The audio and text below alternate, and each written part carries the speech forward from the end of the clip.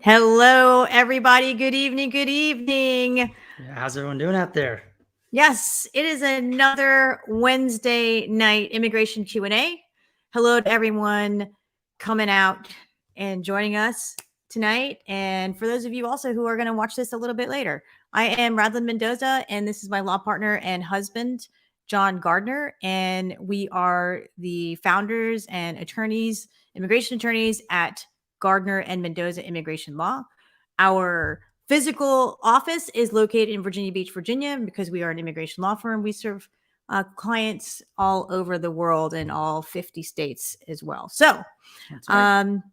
Yeah, we're here to do some Q&A, right, which is what we love to do at answering your questions. And we're also going to give some pretty, well, I don't know how detailed it's going to be. We'll see how. Yeah, we'll see how we do. It's a lot of information on COVID and air restrictions. We'll get into it. It is a little dense, and it just came out, so we're evaluating it as well. But we'll go through that. And one thing I want to do also is say hello to our TikTok fans out here. We've got people Hey guys on TikTok, and they're up here on a separate screen. So if you see me looking over here and fiddling around, that's just me monitoring the questions coming through TikTok. And we love our TikTok family, but one thing we do always recommend is if you have a question on TikTok and you want to make sure that it gets answered, you're better off to come through the Facebook because it's easier for us to see it there and to get it posted in the screen. All right. I want to say hello to the people that are joining us here on Facebook. Sergio, hello. Miss Evelina, great to see you. My cousin, Cuz, what's going on? Good evening. And she wants to know where a birthday party is, and she's like totally revealing my age. I don't care. I'm 49. I'm about to be 50. It's all good. But hello to everyone. And before we get started, don't you have a disclaimer? Oh, that's right. I do have a disclaimer. The disclaimer is that what we do here is just for pure fun. No, the disclaimer is what we do here is for educational and informational purposes only, and it is not technically legal advice. So we do want you to bring your questions, and we're going to answer them, but they are technically not legal advice under bar rules. Okay? Yes, that's correct. Shout out to my mom. She's here visiting, not visiting, joining us from Quezon City, Philippines. Nice to see her. And about the shirt. So we kind of dressed down today. Yeah. This shirt right here, I just got it in the mail. It is, I don't know if you guys can see it, but it is what? Who's the artist on the back? Ryan McGinnis. Ryan McGinnis. Yes, he has designed this shirt. He designs mostly. Well, I don't actually know that much about him, but skateboard decks and surfboards. And he's local from Virginia Beach, and he designed this shirt getting blocked a little bit in conjunction. There it is, right there. In conjunction with the MoCA, which is the Museum of Contemporary Art in Virginia Beach, and right, wave riding vehicles. Yeah. And so we support the arts. John has the Adamant art shirt on, which was one of his favorite bands when he was growing up, and he wanted to match. And I thought it's pretty cool. It looks kind of Halloween-y as well. And if you're wondering, that's an ant. But here's the thing, like this shirt was printed on the wrong side. Can you guys tell? It's inside out. It was printed on the wrong side, and the tag was also on the wrong side. And I was just like, is this the artsy part or is this an error? I just rolled with it. Anyway, that's the story on the funny shirts. Cousin, if you want one, go spend $40 and get one, because it is supporting the Museum of Contemporary Art. Would not normally pay $40 for a t-shirt printed on the wrong side. Yeah, but it's cool. I moved this, and I wish that I hadn't, because I messed something. Stop. Sorry about that, everybody. Stop. I moved it because I wanted to show the shirt. We're good. Okay. Perfection. Now we're in frame again. All right. Before we get started, I also want to give a shout out to a couple of people on TikTok who registered. It's Vincenzo Casanova 1. Love that username. And Angie Rosario 4. So Vincenzo and Angie, if we see your question, we're going to take them first after we take our peeps here on live stream. But John's going to give a quick or not so quick COVID-19 update. And it's a big one. Yeah. So we talk about it. Yeah. This just came out. It involves proof of a COVID vaccination for air travel. And let me just kind of go through the nuts and bolts, and then if you have follow-up questions, we can try to answer them from what we know so far. But here's the basics so far. If you are a non-U.S. citizen who is a non-immigrant, all right, not a U.S. citizen, U.S. national, lawful permanent resident, or traveling to the United States on an immigrant visa, then you will need to show proof of being fully vaccinated against COVID-19 before you travel by air to the United States from a foreign country. All right.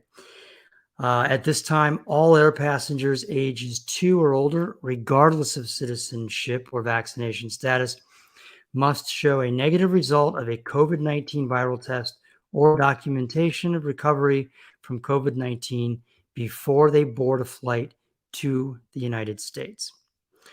And on October 25th, the President of the United States issued a proclamation to suspend and limit entry into the United States for non-U.S. citizens who are non-immigrants seeking to enter the United States by air travel and are not fully vaccinated against COVID-19.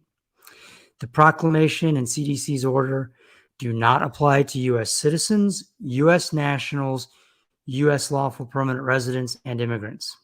All right. So that's important. We're getting that question a lot. Who does it apply to? Yeah, and I'm going to break it down here a little bit so that you can go through these one by one so that you can get a review. All right. And so that we can review it as well. So again, when we're talking about U.S. citizens, U.S. nationals, and U.S. lawful permanent residents, the proclamation and the CDC's order do not apply to those groups. They do not apply to U.S. citizens, U.S. nationals, or U.S. lawful permanent residents. Immigrants. The presidential proclamation order and the CDC's order do not apply to immigrants. People applying to enter the United States as immigrants, there are some exceptions, but those folks are required to have a medical examination that includes a COVID-19 vaccination requirement before they are issued an immigrant visa. How about non-citizen non-immigrants? Non-citizens who are non-immigrants and are seeking to enter the United States by air are required to show proof of being fully vaccinated against COVID-19 before boarding a flight to the United States from a foreign country.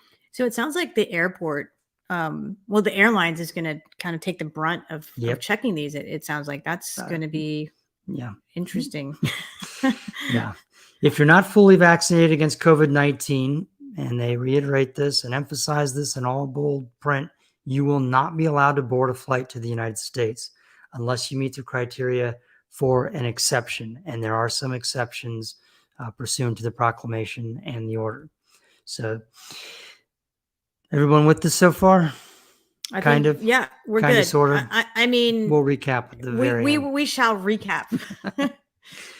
So the categories of non-citizen, non-immigrants that meet the criteria for an exception under the proclamation are as follow. Persons on diplomatic or official foreign government travel, children under 18 years of age, persons with a documented medical contraindication to receive a COVID-19 vaccine. I'll over to you here.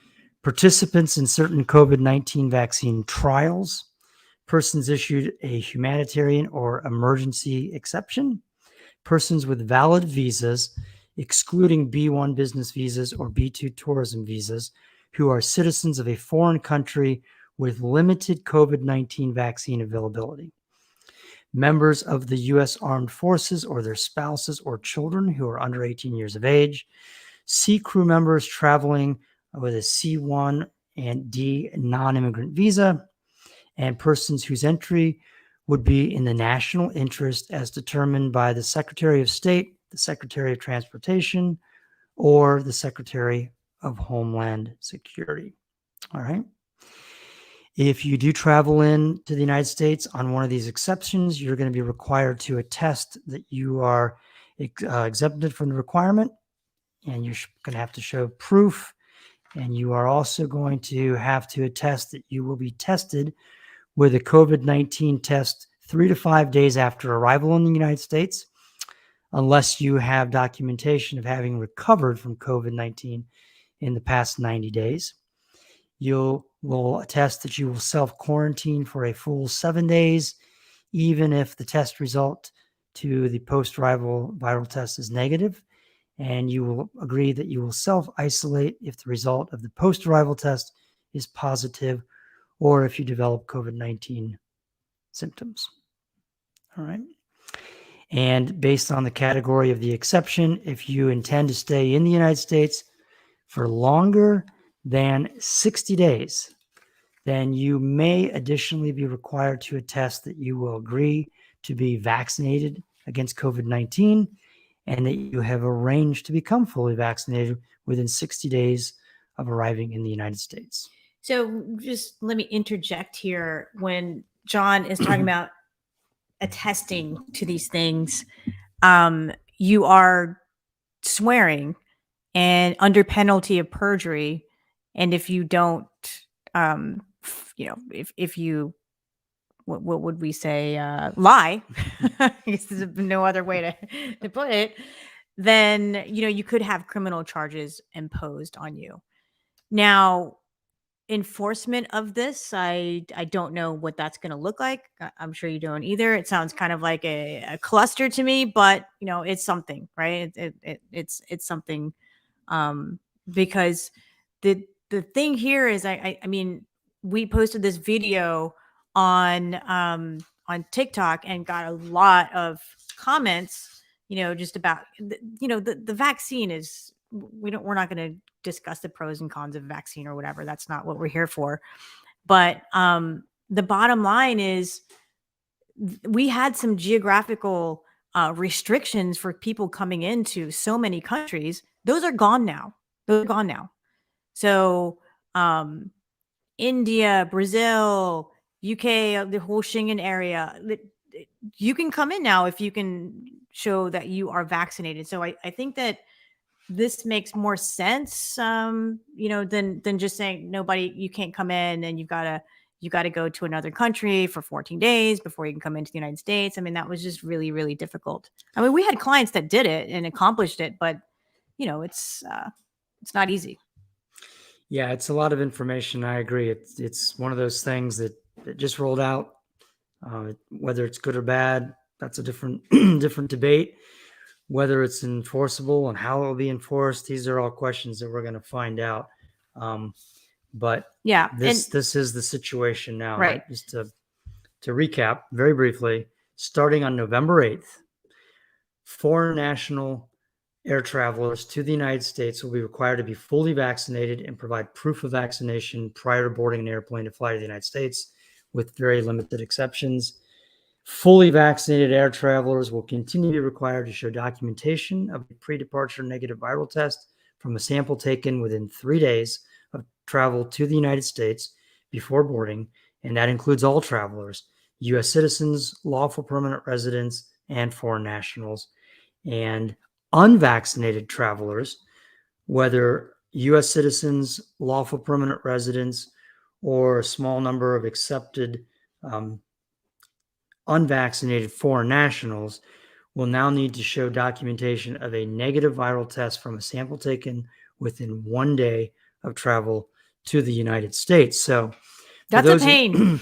Yeah, U.S. citizen, you U.S. citizen clients out there and lawful permanent residents out there, be careful. You got to pay attention to this stuff as well. If you travel out of the United States and go to another country, be careful about your plans for when you're coming back in. Okay.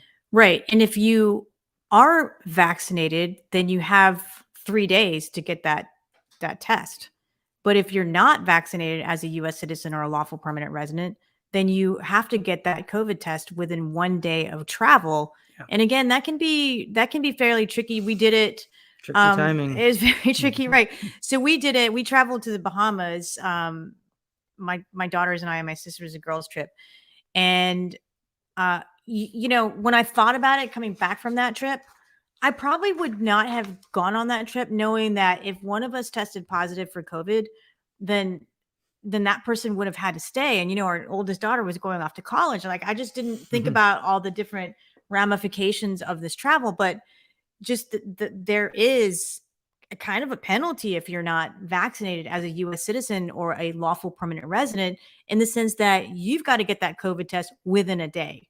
Yeah, So your timing gets pretty tricky. yeah, and we're spending, especially depending on where you are. right, exactly, and we're spending a lot of time on this because people are traveling in and out, and it's just important. We know what it's like to get caught up and delayed on a trip, and it's not fun, and it's extremely inconvenient. So if you're trying to get onto your flight and you didn't upload the correct documents, or you don't have the right proof, or you don't have the vaccination, I mean, that's you're not going to go on your trip.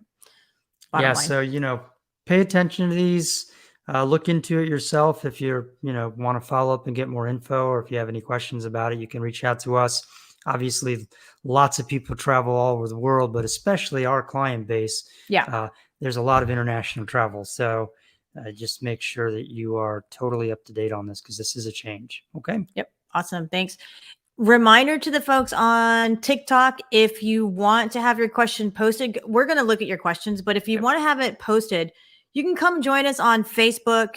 We are at Gardner Mendoza Law on Facebook. You can just put that in, type that in the search button. We should pop right up. If you put your question in the comments, we will post it up, and we take questions from our live stream on Facebook first, because they're special. You guys are special too, but we've been doing this for a really long time on Facebook, so we want to make sure. And the platform also allows us to share the question. So, hello, Sergio. Thank you so much for joining us. Yeah, thanks everybody. Yep. Hello, Bridget. Nice to see you. Oh, you look so good. I think she's just saying that because she found out that I was turning 50 soon. But and my mom and my aunt Sue are hanging out in OBX right now. So in the event that they've checked in, hello, hope you're enjoying. Bought from Vegas, fantastic.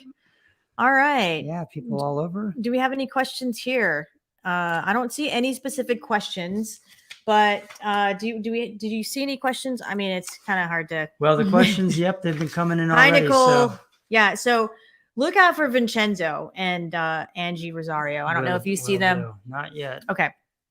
Well, if you see them, let me know. Oh, when is Vincenzo, you said? Vincenzo Casanova. Yep, here he is. Okay, what's Vincenzo's question? Taking that first. He registered on TikTok, so we're going to take his question first. It says, both of my parents have approved the I-130, but one of them was not sent to NVC. What should we do? So if we have to, and Vincenzo, thanks for posting this question. I did see the question on TikTok, but we get a lot of comments and stuff there. And it's a lot to explain. So I'm really glad you came on the live stream and asked a question. So when you file for your parents, or you as citizen, you file for your parents, you are filing 2 I-130 petitions. Okay. So they are 2 separate cases, Vincenzo.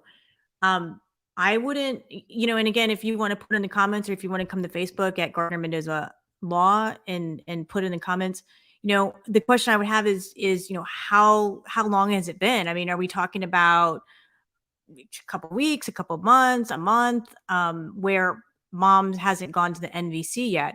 I wouldn't be too overly worried if it's been a few weeks or even a month that mom's case hasn't been sent to the NVC, or the NVC hasn't notified you, because again, recognizing that these are 2 separate cases, and even though maybe you put them all in the same envelope, and then I-130 got approved at the same time, again, they're 2 different cases. They do like to try to keep cases like that together, but sometimes they can be separated. So I guess that would be my follow-up question. Are we talking about 6 months here? Are you talking about what is the time frame? If it's a few weeks to a month or so, I wouldn't overly worry about it. If not, you can also reach out to the NVC. They're tough to get in touch with. Our team is the one that reaches out to NVC and USCIS. I don't specifically know what you do there. I mean, we have access to an email, and I think that you do as well. So if you're really concerned, or if it has been a couple months, I would send them an email. And I know that we do. I know that attorneys have access to the MVC email, and I also think applicants do as well. So Vincenzo, hopefully that answers your question. We're looking for Angie Rosario's question if it's up. Okay, let's see if Angie's here yet. We've got some other questions that have already come through here. Okay, so let's put Evelina's question. Evelina, how are you? How is your family doing? I hope you're well, I don't see healthy, Angie. and all good. Maybe she didn't come on. It's all good. So Evelina, sorry, she says, do you have to wait a certain amount of time to run for local office after naturalization? Ooh, I like this question. The answer is no. You can do it right now if we're talking about you. And yeah, I would vote for you. That's kind of exciting, right? Like, yeah, absolutely. One of our Gardner Mendoza fam out there running for office. That would be so cool. Absolutely. All right. So if you are, go for it. Let us know how we can help. We'll write you a check. All right. Let's see here. We've got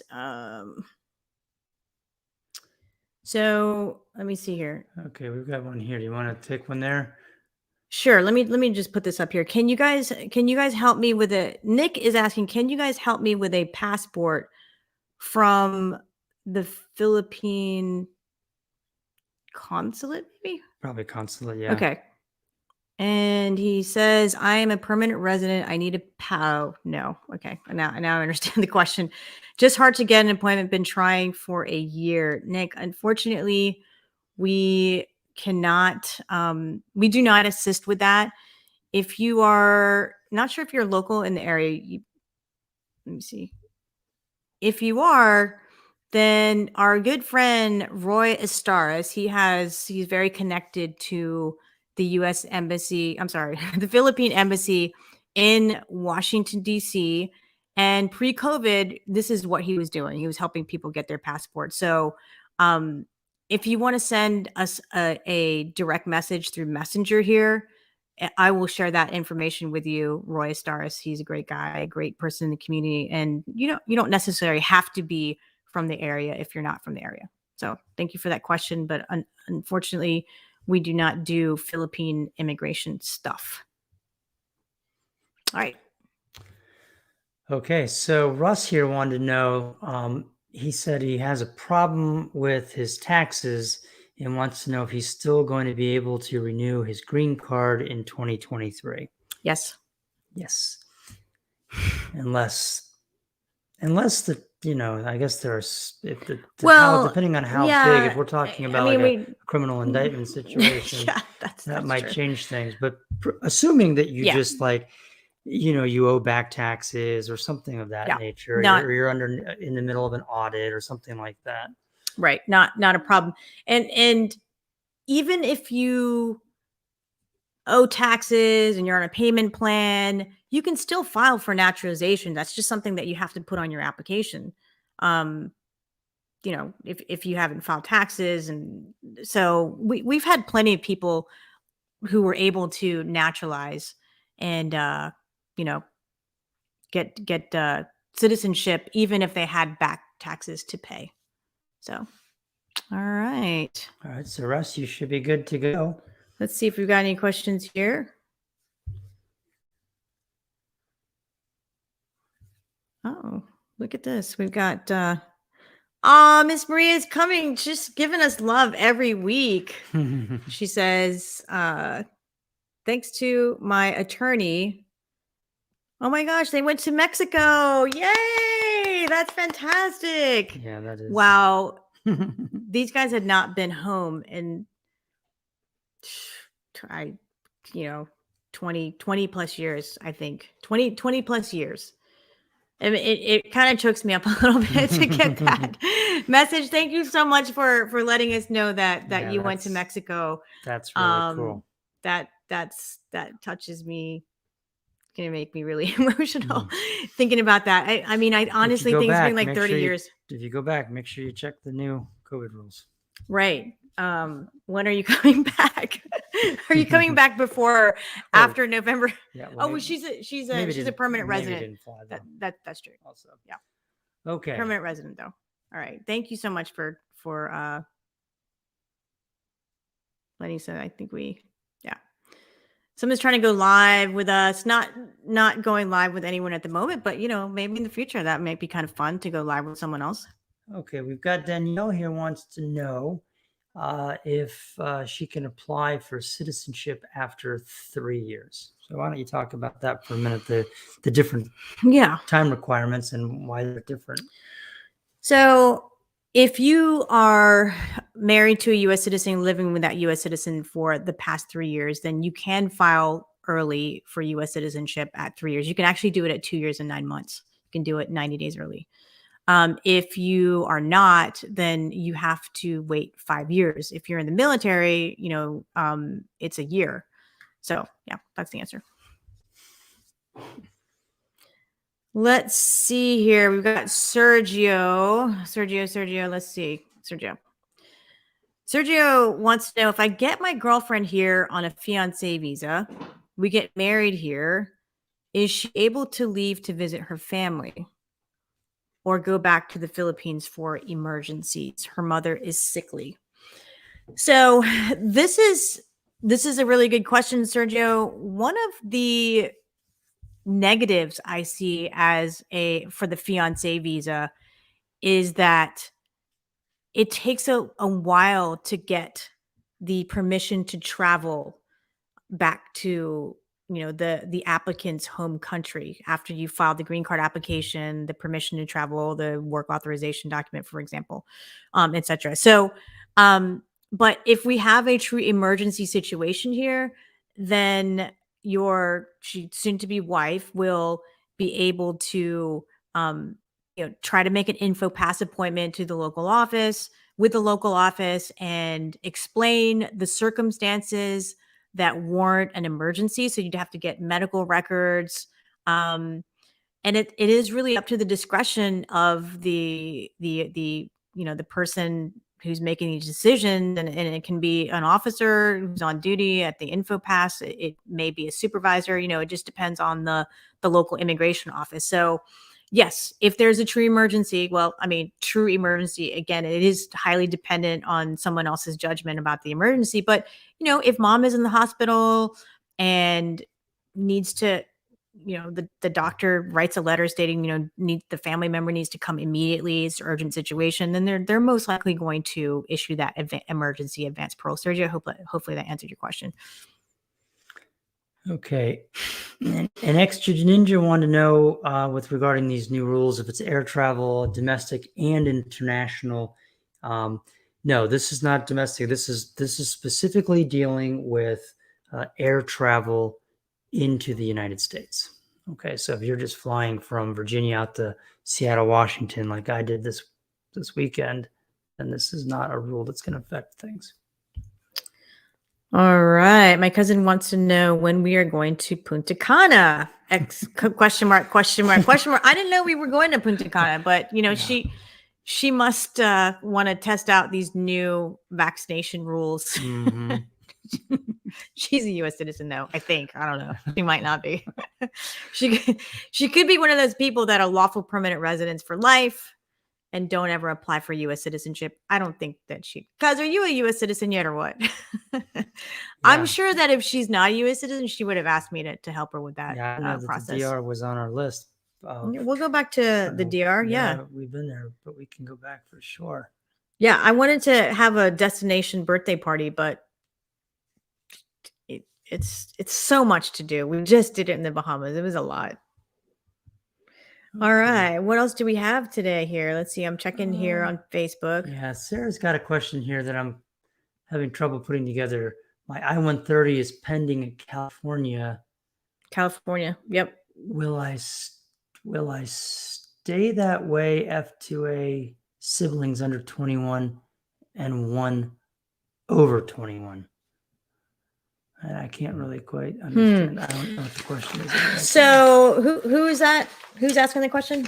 That is Sarah. Sarah, if you want to come to @Gardner Mendoza Facebook page and write your whole question in the comment section. I think we'll be able to help. If you're asking if you're the one that's petitioning for your siblings, talking about siblings, right? Yeah, under 21. Yeah. If you're talking about siblings, you are a U.S. citizen and you are no, she's talking about F2A. She's not. So it sounds like maybe a parent is filing for a sibling under the age of 21, F2A category, which is the spouse or unmarried child of a lawful permanent resident. So those two cases are on different timelines. It's current right now for the under 21 children of lawful permanent residents. It's not for those over 21, of course. But if you're in the I-130 petition stage, then you're just waiting for USCIS to approve that I-130 petition. And then once it's approved, you have to look at the visa availability every month. This is the November visa bulletin, November 2021 visa bulletin. It shows the number of visas that are available worldwide. And we check it every month. We have to, because we need to see the movement of the visa. Is it current? Did it retrogress? Did it move forward? Did it move backwards? So that if you just filed that I-130, it's taking a while. It's taking some time for USCIS to do that first step, and that is to approve the I-130 petition. So, but yes, your siblings will be on different timelines once that thing is approved, because one is over 21, putting him or her in the F2B category, and one is under 21, putting him or her in the F2A category, which is current right now. If we're talking about the Philippines, it's taking like 10 years for the one over 21. So, yep. I hate reading the visa bulletin to people, especially live. It just, yeah. Yeah. So let's see here. My cousin is a U.S. citizen, or so she says. I want to see the passport. Brandon says that his wife is about to get her 10-year green card. Does she need to get the vaccine for travel? So my understanding would be no, because if she's about to get her 10-year green card, she's already permanent resident. She's already a lawful permanent resident. And so this new rule does not apply to her. All the existing rules about travel still do, but this new will affect her. Let's do a quick reintroduction. I am Radley Mendoza. This is my law partner and husband. I like to say law partner, but he's really husband first and then law partner. Were we married before the law firm?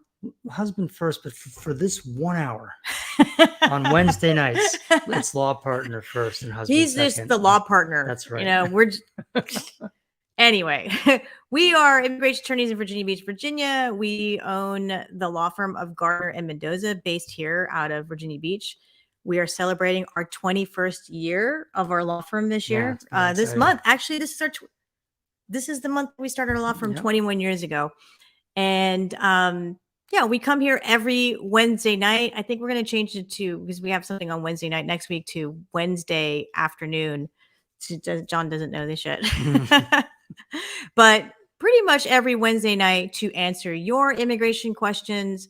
And if you want to, reach out to us and schedule an appointment, if we could not answer your questions, or your answer, we didn't, pick your question, then you can give us a call at 757-464-9224 if you'd like to talk to us during consultation. Yeah, and it doesn't matter where you are. We have clients all over the world, all over the United States.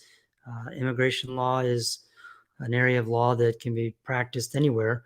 And so we are physically located in Virginia Beach, Virginia, but we have clients, like I said, all over the country, all over the world. We do everything virtually. So give us a call, and we'd love to represent you if you have an immigration matter that needs attention. Here's a question from Lovely. Hello. So nice to see you again.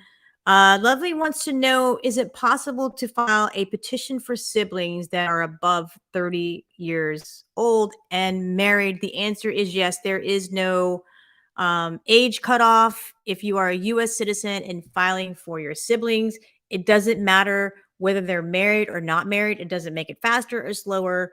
So, it's all slow, unfortunately. But yeah, go ahead and put that petition for them.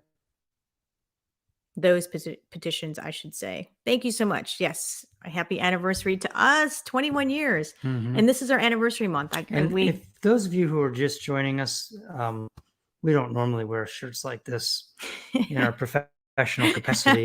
We are supporting the arts. Radlin is wearing a t-shirt that was done by a local artist as part of a promotion with the Museum of Contemporary Art in Virginia Beach, and I just wanted to get in on the action, so I wore an artsy shirt too that looks similar. This shirt looks very similar to this shirt, but they are not by the same artist. Yeah, mine was drawn by a gentleman named Stuart Leslie Goddard. For those of you who don't know, that's adamant. Okay. So only the 50 and up crowd is going to have any idea what I'm talking about. Well, I have no idea what you're talking about because I'm not 50 yet. You got to be at least 50 to know who I'm talking about here. I also want to mention, so we have some people here. We've got some people on our live stream on TikTok and here. It is Filipino American History Month, and it's also American Immigration Lawyers Association Pro Bono Week. So I want to offer to anyone out there who may know someone out there, they're paroling. They restarted the restarted the parole of family members of Filipino World War II veterans. And I have never done a World War II veteran case. I would love to do a World War II veteran case parole. Sometimes it might be faster just to go with the petition, but if there's anyone out there, and you guys share this information, who would like us to represent them and their family in your, you fall under the requirements of getting paroled into the United States as the family member of a World War II veteran, please reach out to us. We are accepting one case pro bono, and we would love to help. And a gentleman called this week, and this has nothing to do with the pro bono, but because it is pro bono week, he doesn't know this yet. But again, his story just really pulled at my heartstrings. So he's also going to get pro bono representation in honor of the Filipino American History Month. So that's great. Reach out to us if you know anyone. Please share. We would love to help someone with their World War II parole. And don't be afraid that I've never done it before. John's never done it before. It's okay because we've paroled people in, just not specific to World War II veterans, family members of World War II veterans. All right. Okay, I'm questioning whether to do this to you. And for those of you who have also joined us late, I'm also monitoring the TikTok questions up here on a separate screen. And so John is looking up to the sky. Yes. Yeah. So if you've got it in your heart to do it again, Siakahoto wants to know how long they have to wait before applying for U.S. citizenship. Yeah, I know that we get this question. We get it every week. It's a common question. And so if you could just go over that one more time. Yeah, absolutely. So if you are married to and living with U.S. citizen spouse, then you can file for the past 3 years. I forgot that part. You can file citizenship after being a lawful permanent resident for 3 years. You can actually file it. And this hopefully is not confusing people, at 2 years and 9 months, because you can file it 90 days early. If you are not doing it based on living with your U.S. citizen spouse for the past 3 years, then it's 5 years. So if it's through your spouse, then you can do it early at 3. If it's anything else other than military, then it's 5. Military, it's depending on, a couple of different factors. It's a year. It could be even shorter than that. So, yep. Yes, she just filed over here. Got her green card in 2018. What month? Yeah, what month? No, I mean, yeah, it's almost 2022. You can probably, if you are married to your U.S. citizen spouse and living with and have had no periods of separation. So that is one of the questions. All right, we've got someone joining us on TikTok from Atlanta, wants to know what the Facebook page is and how they get over there. Yeah, the Facebook page is at Gardner Mendoza Law. And you can also just type in Gardner Mendoza and it will pop right up. Hello, Aunt Jill. Aunt Jill is Oh, yes. Hi, saying Jill. hello from South Florida. Yeah, I always say South Florida. Because we don't want to give up her location. That's right. We don't want to give her up her exact location. Party in the city where the heat is on. If you guys know the lyrics to that song, then you know where Aunt Jill is from or is living. All right. Hi, my cousin Malou, she says, my father is a World War II veteran. Cuz maybe I'll do even more pro bono work for the family. Just kidding. Not really. Yeah, I would actually like to do pro bono work for a non-family member. So sorry, you're not eligible for that. I'm just kidding. Reach out. Let's talk. Okay, let's see. Do you have any more questions there before I don't have any other questions here. Okay. I don't think. Let me scroll Beesman wants to know, can I stay in the U.S. while my I-539 F1 is still pending? Yes, you can, so long as you filed it prior to the expiration of your I-94. Generally speaking, I'm not giving legal advice. Yes, not legal advice.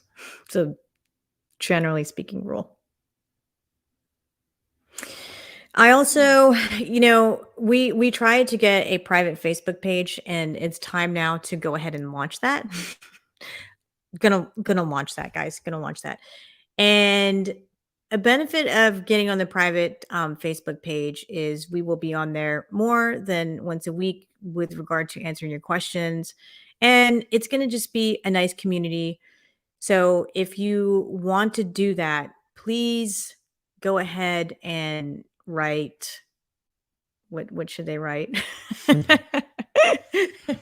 What should they write? Facebook group in the comment. Write that in the comments.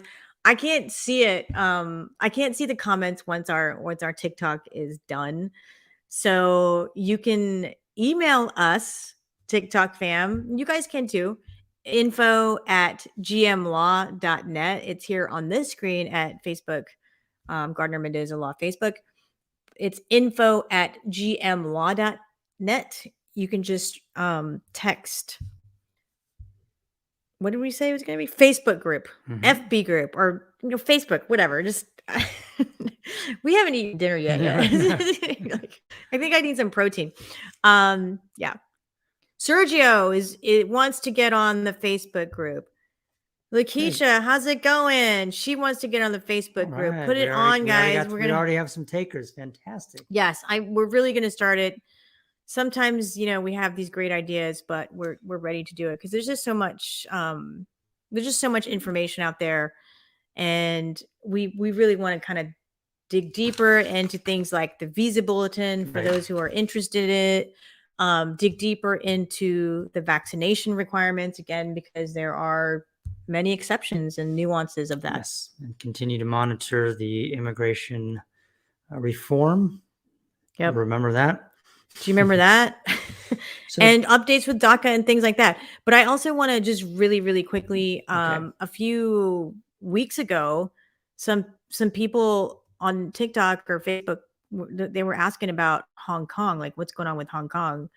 Embarrassingly, we didn't know what was going on with Hong Kong residents in the United States. That's right. That was some folks coming through TikTok had a lot of questions about that. Well, not a lot, but a couple. I mean, there's so much information, guys. We apologize.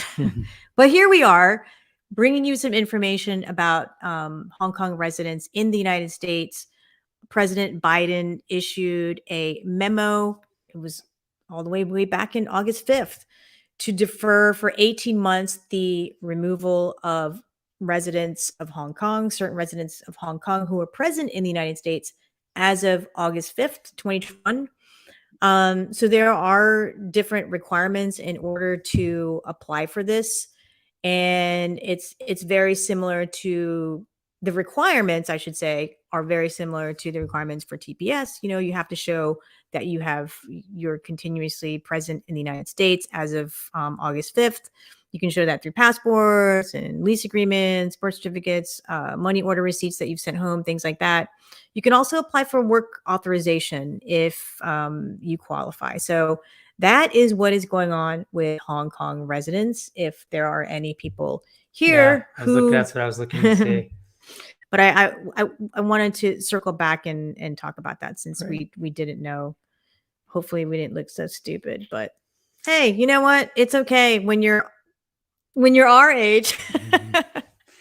So we don't mind that much. We look stupid a lot, and it's okay.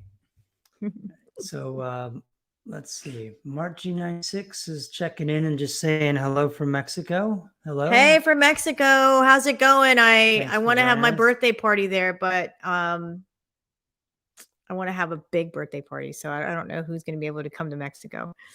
So Don Ratio has a question, and we'll probably need some more information here, but maybe we could talk about it generally. He wants to know, he naturalized and became a U.S. citizen and wants to know if his daughter, who is still in the Philippines, automatically becomes a U.S. citizen because he's a citizen now. Now, there are different requirements for that, and depends on. So he's a naturalized U.S. citizen. So when I have this question during a consultation, I have to pull a chart up, and I have to look at the date that the child was born and things like that. But that said, what has to happen, and again, I don't know the age of the child, but what has to happen is the child needs to first enter into the United States as a lawful permanent resident, okay? And then depending on the age of the child, she would be able to, apply for her US passport immediately after, but she still has to make an entry into the United States as a lawful permanent resident because he naturalized after she was born, if we're reading that correctly. Yep. Yeah. Okay. Hope that helps. Reach out. I love those cases. Yeah. We do. And Josue, hello. Great to see you. Again, if you guys want to join our Facebook group, our private Facebook group, we are getting that started. We already have the fun stuff like the artwork up and everything. We just need to get it started. Please write in the comment section, Facebook group. And for you guys on TikTok who are not on our Facebook page right now at Gardner Mendoza Law, you can hop over there and write Facebook group. You can like and follow our page. You can receive updates, or you can send us an email at info@gmlaw.net and just write Facebook group in the subject line, and we will put you on there. Yeah, absolutely. So Isabel wants to know if they can hire health care workers from the Philippines. Is that possible? Sure, absolutely. And any idea how long it would take and what the process would be? Yeah. So it really depends on what we're talking about here. Right now, I'm just looking at the November visa bulletin because that is what governs. She added it's for an assisted living facility. She just added that in there. So right now, the third preference category for professionals and people working in jobs that require at least 2 years experience is current for the Philippines. So there used to be many years backlog. There's no backlog right now. That said, it really depends on how you want to get the workers here. If we're talking about CNAs working in an assisted living facility, then you're probably going to have to go through the labor certification process, which in and of itself is a fairly lengthy process. It can take about a year for that to get all done. And then once that's approved and certified and the I-140 petition is filed and approved by USCIS, then the person can apply for an immigrant visa based on that approved I-140 and certified labor certification. and apply for the visa. The great thing about this is the person is then here in the United States on an immigrant visa. They're a lawful permanent resident. If you treat them well and pay them, a what's the word I'm looking for? Decent amount, enough, pay them for what they're worth. How about that? Then you may have a really good loyal employee. So yeah, that can be done. We would love to talk to you about that and help you with that. You can reach out. It's 757-464-9224 if you'd like to make a consultation, or you can email us at info@gmlaw.net. But yes, it can be done. It does take patience. It does take patience to go through this process because you're not going to see the results right away. And you may have your person in a year or 2 years, especially now, depending on, visa interview availability. So it's just something that takes looking into the future and, seeing, okay, how is this going to help our facility in the long run? Because you're not getting a person in 3, 4, 5, 6, 7, 8, 9, 10, 11, 12, maybe not even like within the year. So it's a long-term solution. Prevailing wage. That's right. It just popped into my head. Prevailing wage. Yeah, you got. Well, I mean, yes, you have to pay the prevailing wage as given to you by the Department of Labor. That's something that we have to apply for. But I was kind of talking more in terms of, yes, there are a lot of other geographical areas where they're paying a lot more. A competitive wage. Right. I mean, the prevailing wage can be very competitive depending on what it is. Yeah. Right. So. Okay, let's see here. So,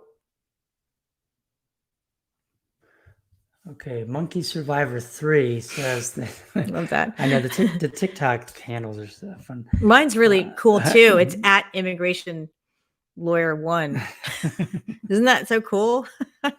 So creative. So she's got several posts here. Let me do kind of all. She says, I've been married almost 2 years with my U.S. citizen husband, and he is in the Navy. Go Navy. But they haven't processed my green card yet, and we are in Virginia now. I was a student intern, and my passport and visa is expired already, though.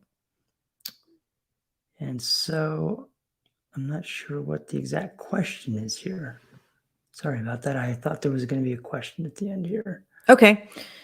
So I guess she's concerned that they haven't processed the green card yet. I'm assuming she wants to know what's going to happen. Yeah, what's going to happen, what is happening, what's likely, what are the options. So as the spouse of a U.S. citizen, right, when you file that green card application, the I-130 petition, you are considered to be in a period of stay that's authorized by the Department of Homeland Security.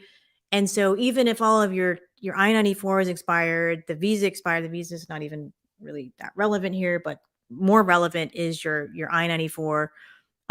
Well, did she say she was in F1?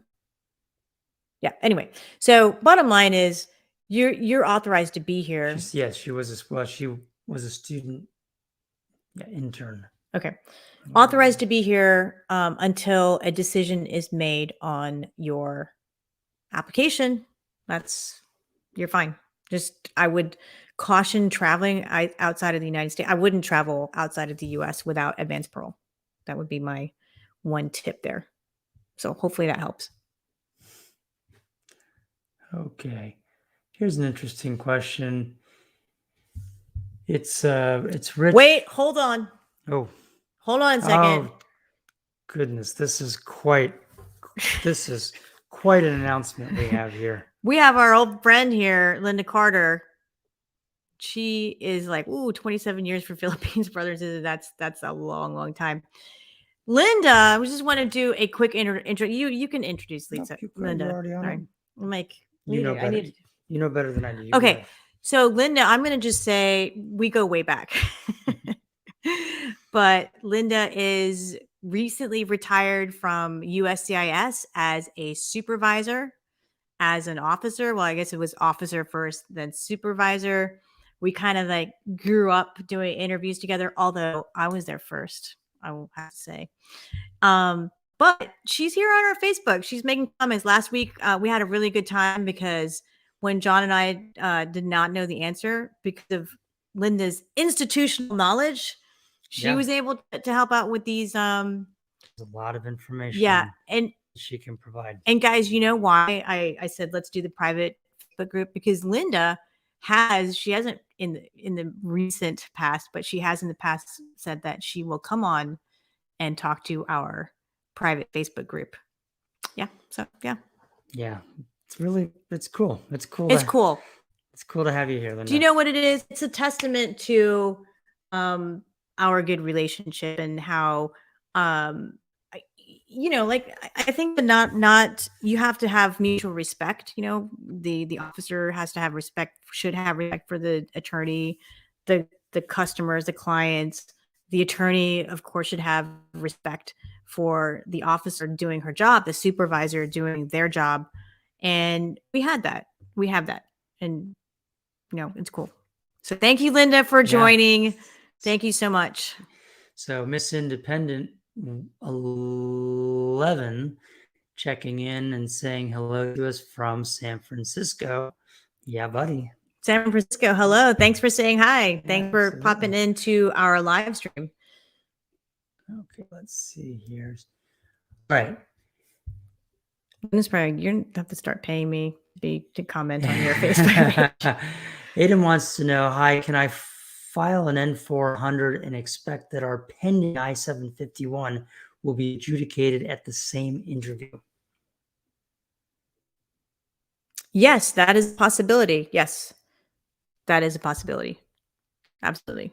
Right. Hopefully it just, sometimes and the reason I say it's a possibility is because sometimes the I-751 gets approved before the N400 interview without the requirement of an interview, depending on the type of evidence that you put in with that. So, yeah.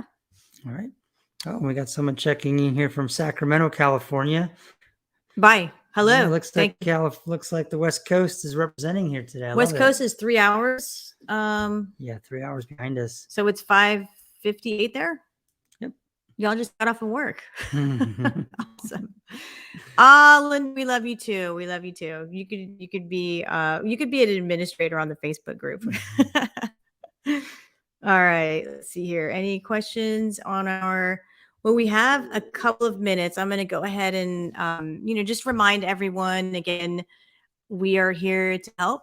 We are here to kind of get your juices flowing and maybe hopefully have answered some questions that will help you move forward in your immigration case. If you need any more help and you need something a little bit more than the live stream, then please feel free to reach out to us at our law firm. Yeah. We've got a wonderful team. They are absolutely amazing. And we're here to help. That's what we're here for. And I say this every week because, your immigration case is really super important. If there's something that you should be investing in doing right the first time, it's your immigration case. And so you should absolutely consult with somebody, a lawyer who practices immigration law. It's worth a consultation fee, whether it's our consultation fee or other immigration lawyer's consultation fee. We have clients all over the country, all over the world, but if you feel more comfortable, if you're out in California, in Sacramento, and you just like the idea of having your lawyer be in Sacramento, fine, we get that. You should definitely consider to make sure that you're on the right, because really big mistakes or even small, they can have a huge, you really make sure that you thread the needle the first time around and get it right. Okay. Yep. And awesome. Before we get out of here tonight, I also wanted to remind everybody who came in late. We talked at the beginning about this new rule starting on November 8th. Foreign national air travelers to the United States will be required to be fully vaccinated and to provide proof of vaccination status prior to boarding an airplane to fly into the United States, with very limited exceptions. Okay. So if you fall into that category, make sure that you're checking in on this and checking up on any updates. Okay. Yep. Awesome. And I'm getting this question a lot in the comments, and the question regarding the vaccination requirement is what is an acceptable vaccine? So I'm going to just go ahead and say that they are the Johnson & Johnson, Pfizer, Moderna, AstraZeneca, Covishield, BIBP, Sinopharm, and what is this one? So, and then I spelled this wrong. Sinovac is the last one. So those are the approved vaccines that you can show. And I do think that you mentioned this, but there are, the other exception is if you're in a country that has limited vaccination access. And there are a whole bunch of that was one of the exceptions. There are a whole bunch of countries on that list, including Afghanistan, Algeria, Ghana. I mean, there are many. So just to know that exception as well. Okay. And we shall end on this note because it's absolutely true. As Linda Carter says here, she is Wonder Woman. Immigration is about families bringing their families together. 100%. Yeah, we could not agree more. That is fantastic. And we're going to end on that. Yep, Thank you guys so much to our amazing questions. And remember again, get out in your local communities and support the arts. That's what we're doing here. Support the local arts and buy a $40 t-shirt. Okay, everyone. Enjoy the rest of your night. We will see you here next week, next Wednesday at 8:00. All right. All right. 2 thumbs up. Fantastic. Thanks, guys. Have a great night. Take care. Bye.